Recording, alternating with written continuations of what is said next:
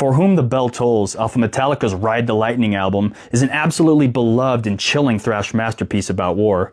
But did you know that it takes place in an actual historical conflict? Who are these men of five still alive through the raging glow, and what is this hilltop that men would kill for? Well, the song is actually based off a book by the same name by Ernest Hemingway, For Whom the Bell Tolls. And this book drops us right in the midst of the Spanish Civil War in the 1930s. Now, this was a conflict between the Republican forces who were pro-government and largely left-wing, supported by the USSR and Mexico, versus a sort of proto-fascist rebel group known as the Nationalists. They were backed up by Nazi Germany and fascist Italy. But Hemingway's book takes place in 1937, just after the Battle of Guadalajara, and it follows a character named Robert Jordan, who's an American explosives expert sent behind enemy lines to blow up a bridge in an attempt to stop the fascists. Metallica's song isn't about the main character, though. It's about a subplot of five other men who are also fighting against the fascists and defending this hilltop with their lives. And they are fully aware that they are completely outnumbered, and it is inevitable that they're going to get overrun or bombed with aircraft, and they choose to stand and fight and die anyway. Metallica's lyrical phrases draw directly from the story.